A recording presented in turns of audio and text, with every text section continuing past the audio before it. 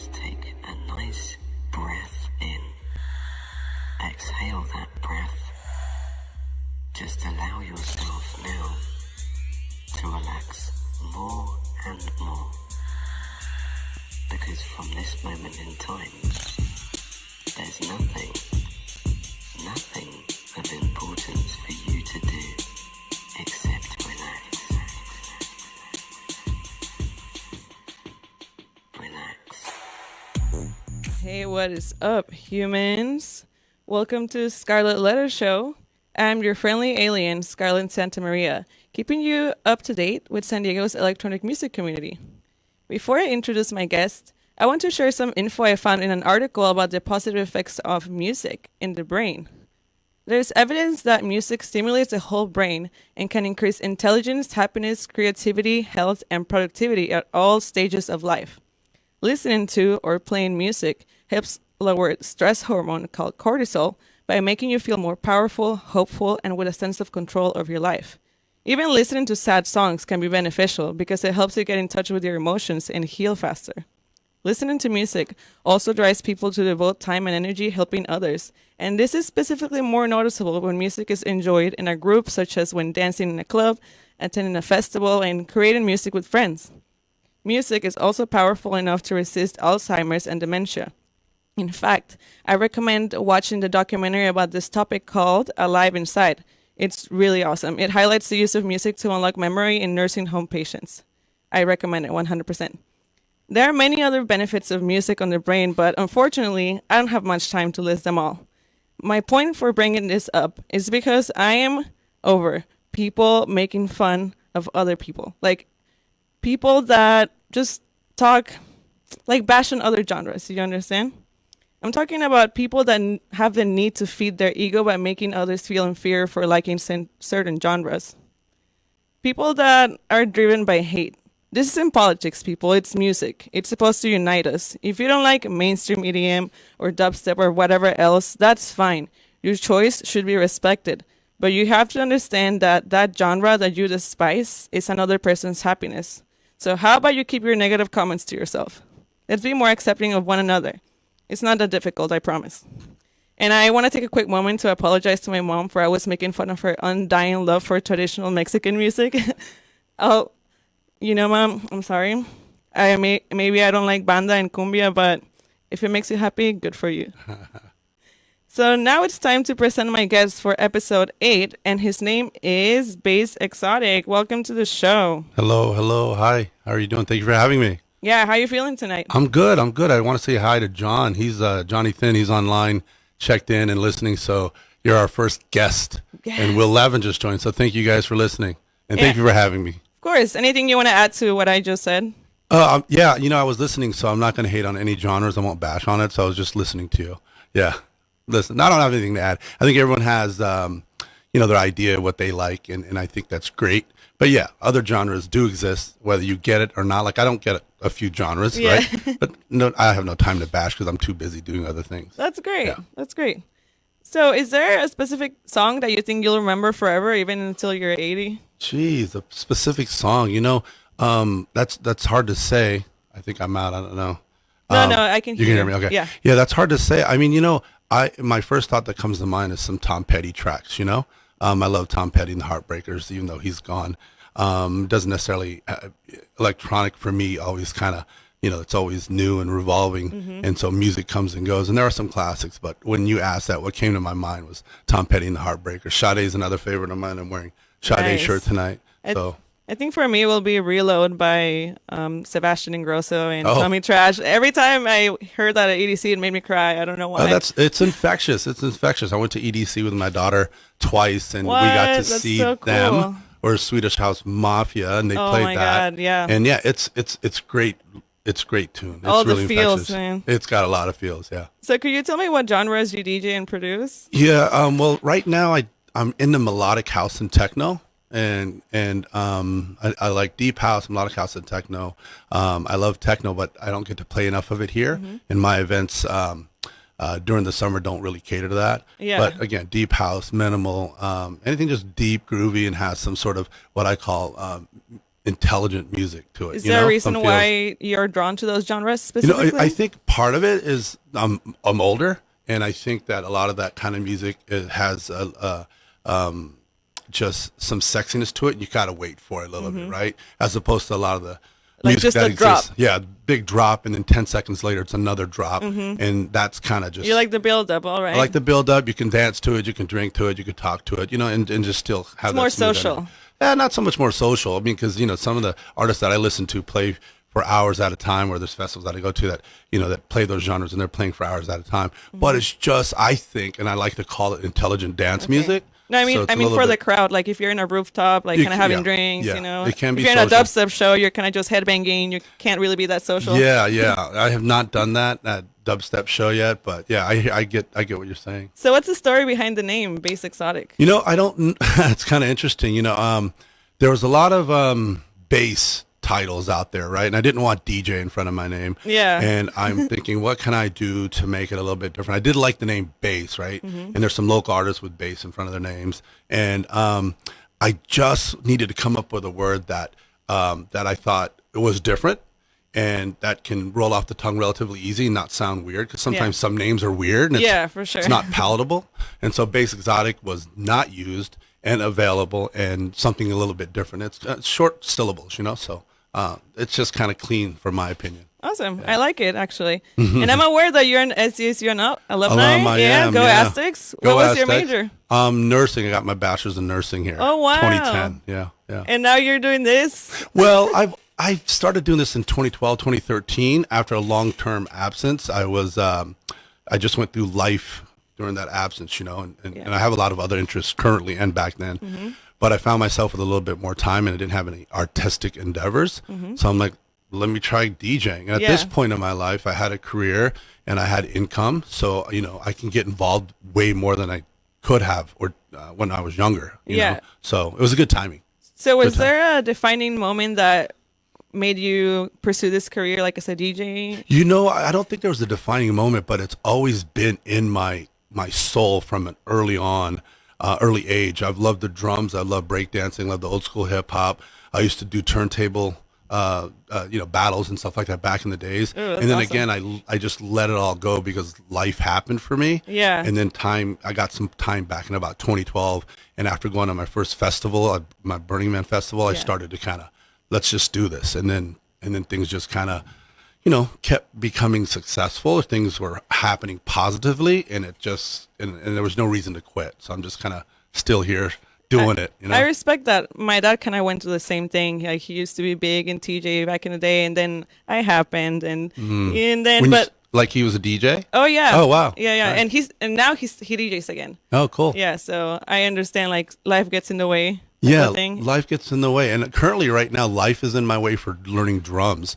I'm taking some basic drum lessons, and I want to learn drums before I die. So I don't know when that's going to happen, but I've got a set, I've got sticks, and I'm just trying to incorporate that along with everything else. So just as long as you do it, there's no time limit. I want to play piano. I want to learn before I die. So that'll help, especially if you're producing music. Yeah, definitely. So what can I expect in the first half of the mix? Oh, the first half of the mix. Oh, this was a set that I did at 1:30 in the morning for Deep Agenda. It was an after party for let me see. There was it was International Women's Day, and at Park there was a party for the Russian community. I think their label's called Normal People, and they booked me to play the after-hour show. So it was a 1:30 to 3:30 set, and it's just, I was thinking about women in general that kind of like dance music, and they don't want to hear repetitive beats. They like to hear vocals. They like to sing, and I say on the track, I say it's a friendly set because it's inviting. It's not too hard, not too dark, and Something flowy. Yeah, and you keep women on the dance floor.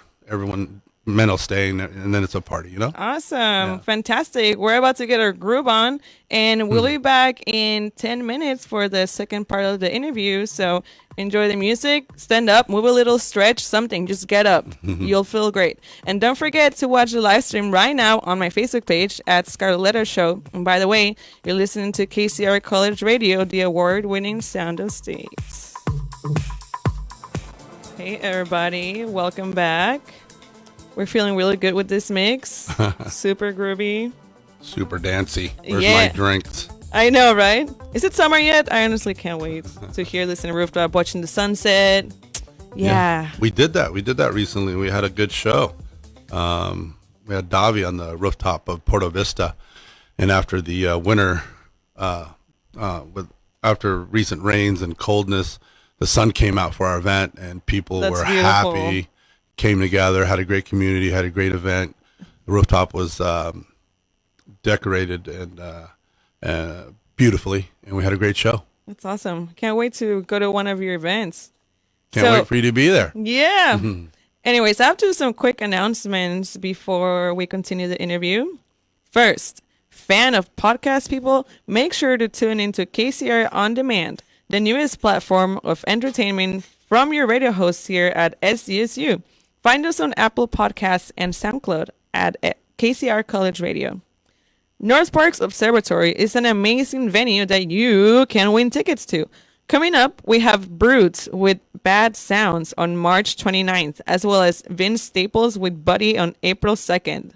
I don't know who any of these people are. I don't either. Make sure to stay connected with us on social media to hear about all our ticket giveaways at KCR College Radio via KCRlive.com. Woo! All right. Mouthful. Yeah. All right. Basic Exotic. Yeah. Can you tell me what inspires you to create music? Oh man, there's a lot of inspirations out here, especially locally. We've got a lot of San Diego. I think is really waking up to the electronic scene. We've got a lot of great Yes. artists, producers.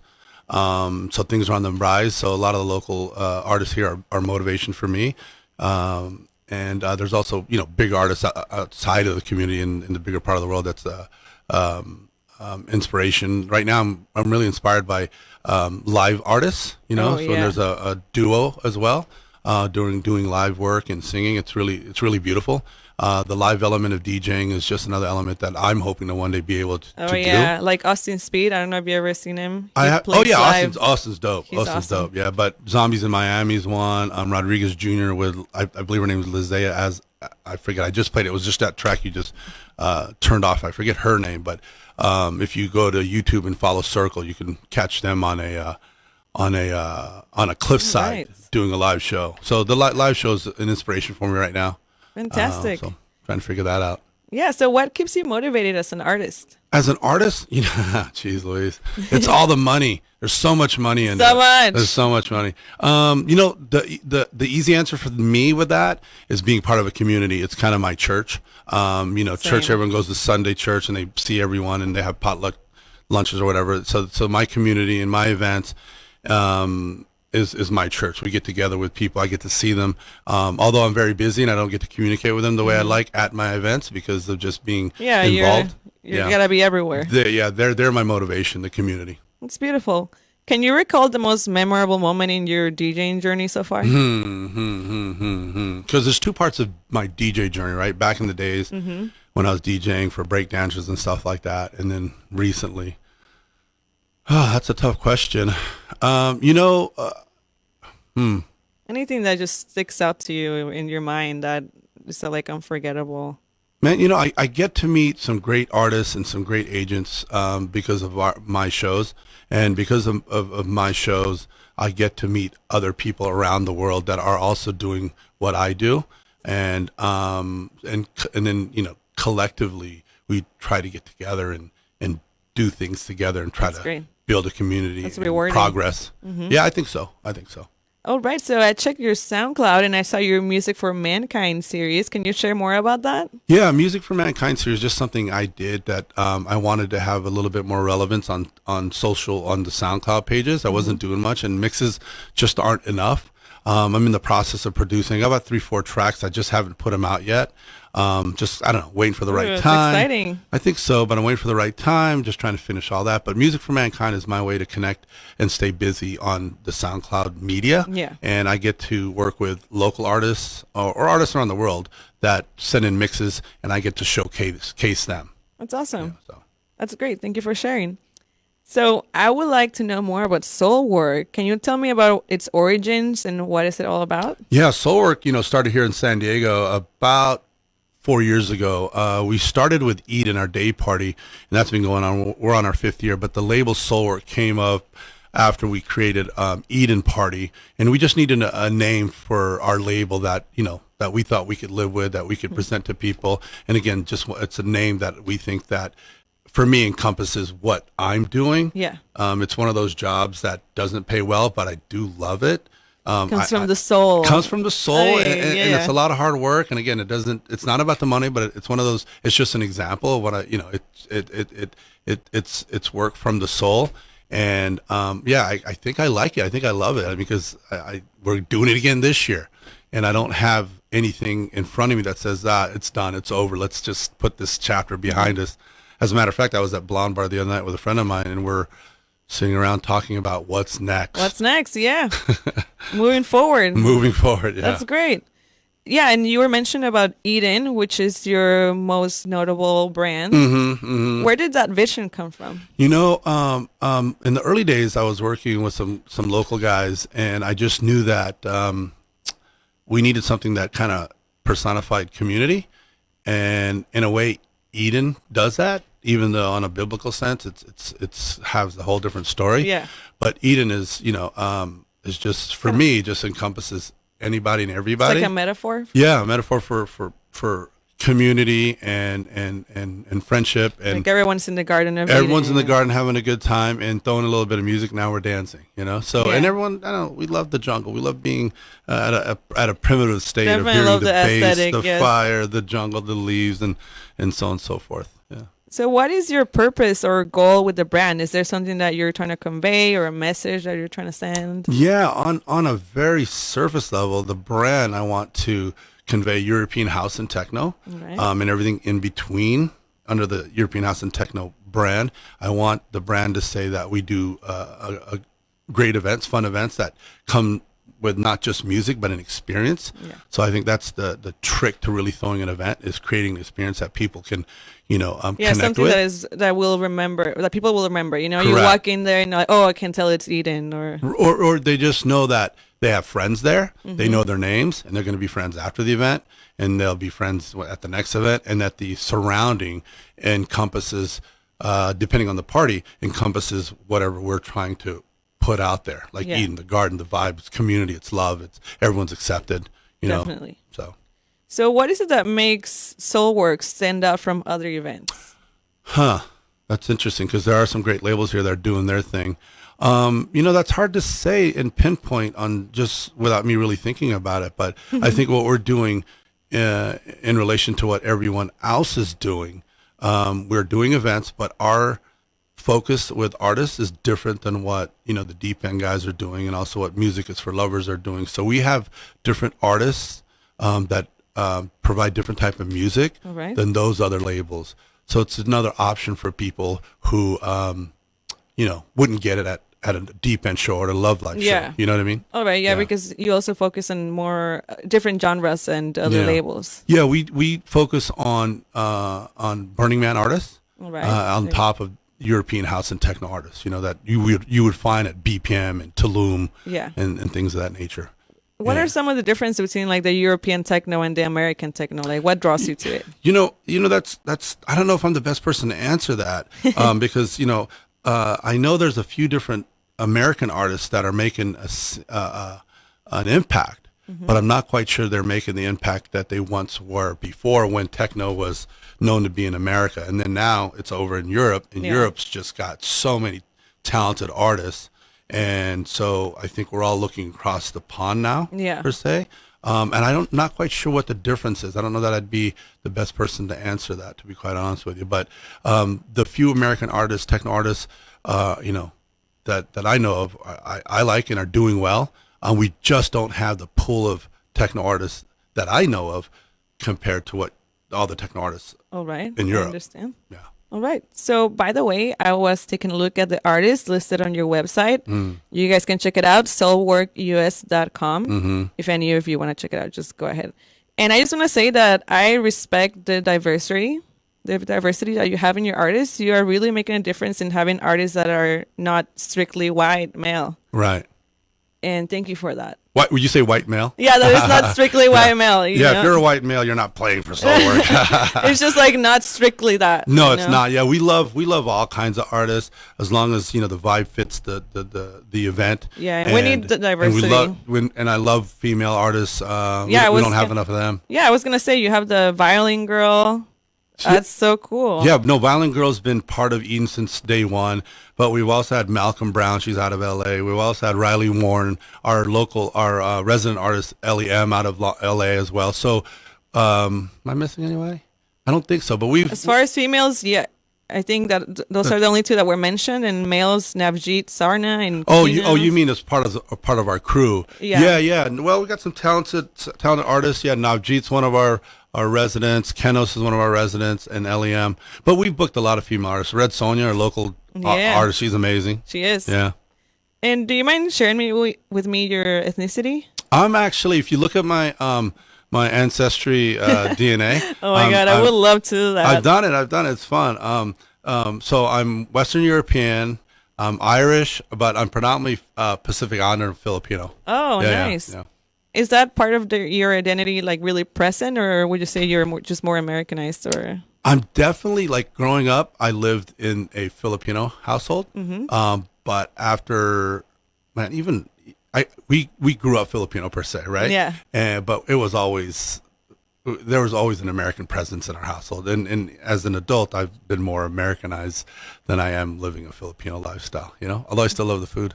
Yeah, definitely. No, I understand. I'm kind of like in the middle too. Like I grew up like in a Mexican household. Like I lived in Mexico and then I moved here. I'm kind of like in between. Do you think that layer of your identity affected the way you think about music?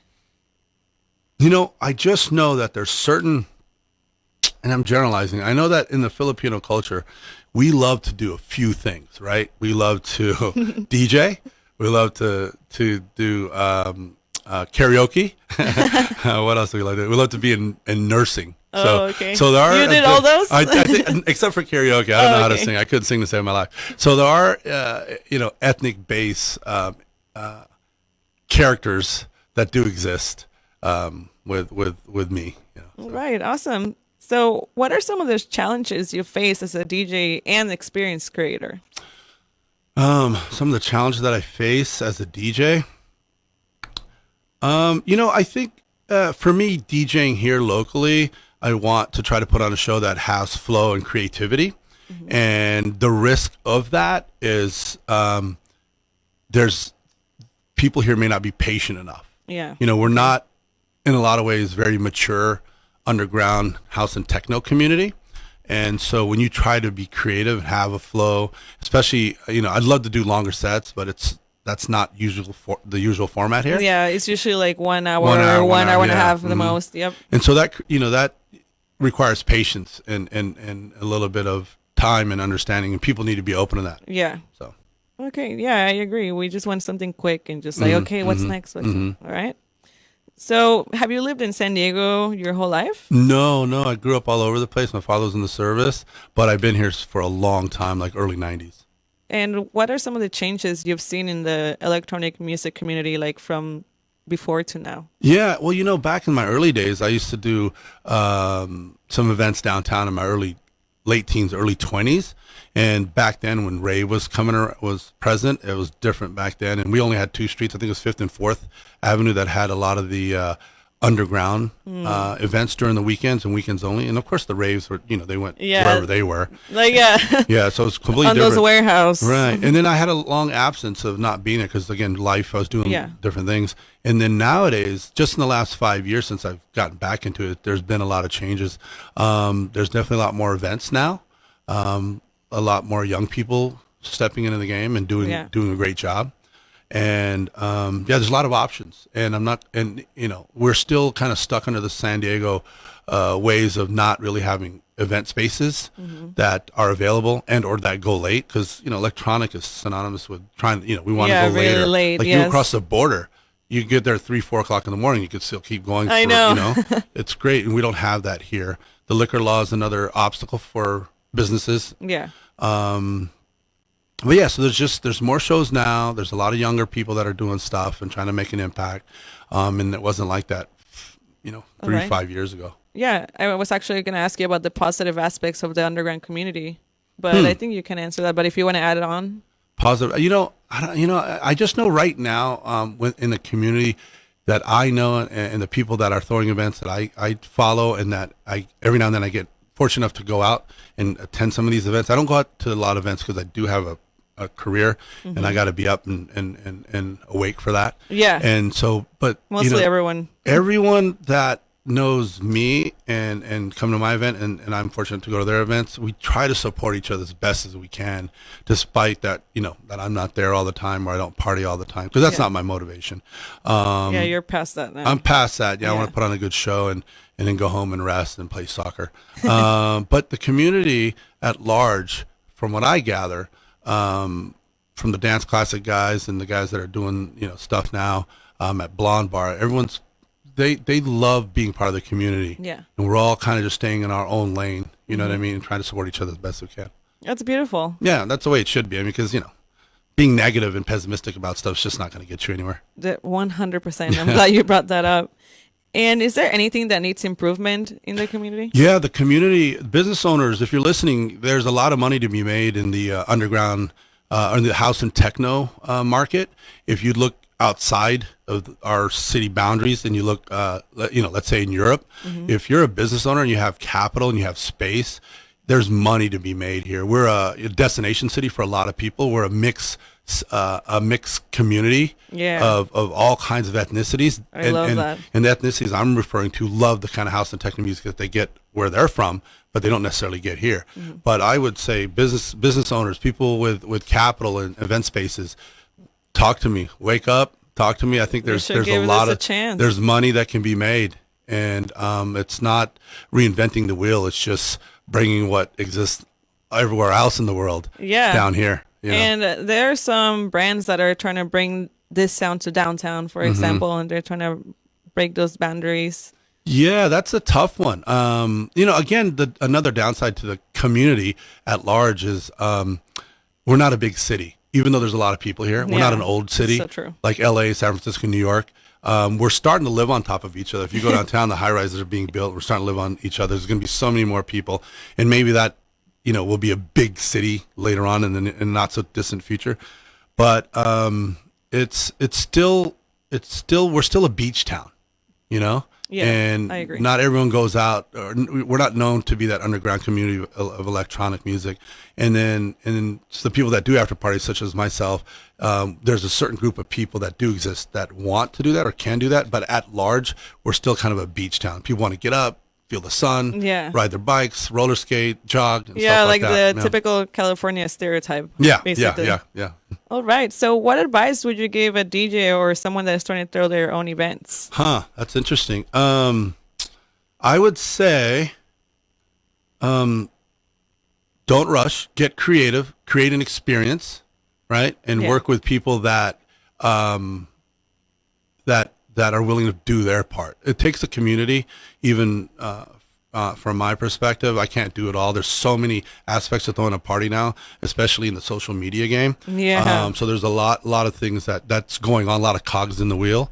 So if you really want to throw your event, figure out what you want to do. I mean, there's people out there that are just throwing parties. That's one thing, and that's easy to do.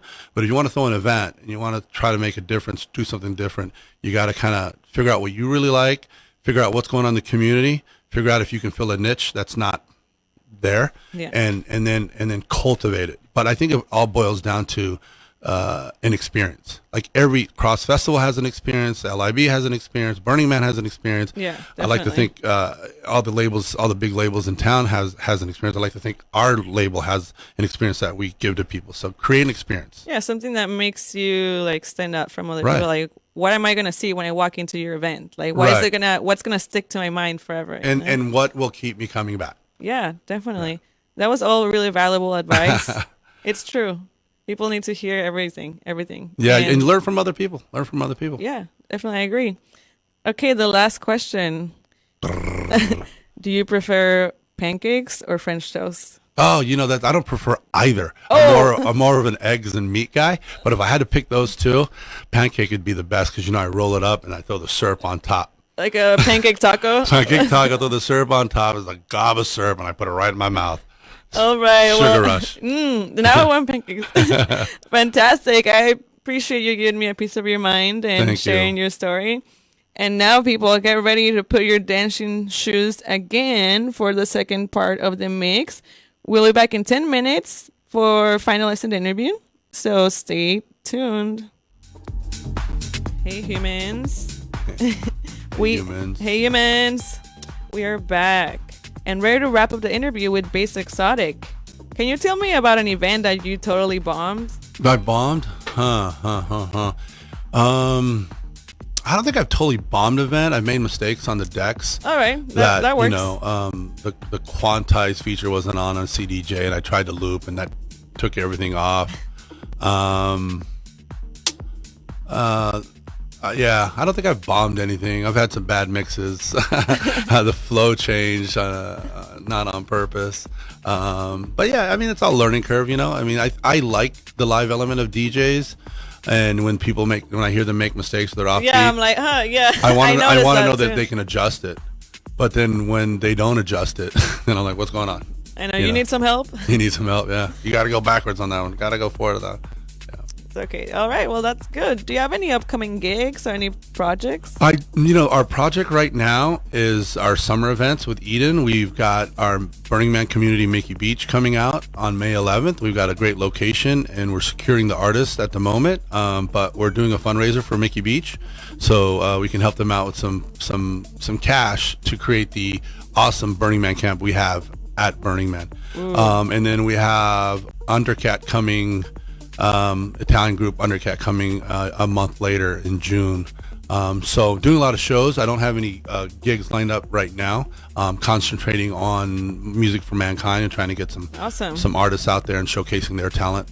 Fantastic. Yeah. So what does the future hold for Bass Exotic? Let me see. Health. I want to stay healthy. Great. I want to continue playing soccer and scoring goals. That's very important for me. And in terms of the label and my artist label, I just want to continue to grow. I want to learn how to produce. I want to learn to be more efficient at the software, and just continue throwing some fun events and just being a integral artist here in the community. Awesome. So any last shout outs, anything you like? Yeah, I can't do it without my team. So my team is very, very important for me. And I've got vendors, I've got vendor liaisons, I've got production and prop managers and my social media people.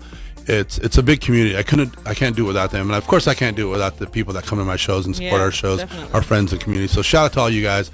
I appreciate you guys attending our events for the last 5 years. It's always awesome to see you guys, and I love making you happy, and I love having you guys dance or making you dance. And so thank you. Perfect. Yeah. Thank you so much. It was great having you and hearing everything that you had to say. Cool. Thanks. And people, thank you for joining me again every Thursday night. Hope to see y'all. Well, I can't really see you. Well, in my mind and in my heart, I'm seeing you. You're there. We see you. We're there. And don't forget that I'll be uploading this show and also the interview on my YouTube channel at Scarlett Show. So be safe. Have a great night. See you next Thursday. Cheers. Ciao.